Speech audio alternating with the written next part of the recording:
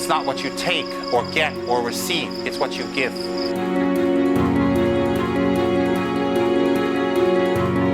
This is the space I would like to inspire the world to do the same everywhere.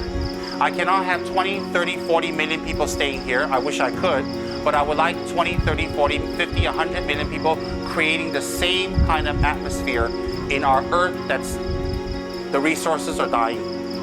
Global warming is getting stronger, and it's important for us to live like this now. So I would like to inspire people around the world to create their own communities that are in tune with nature, that do not harm animals, that do not pollute, that grow, that maintain, that take care of themselves in a healthy, nice, organic way.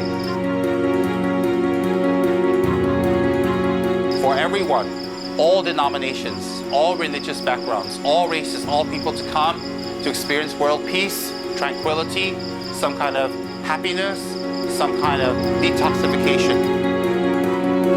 I have a meditation courses here that's not based on religion. It's based on tapping into ourselves, calming the mind, gaining focus, improving memory.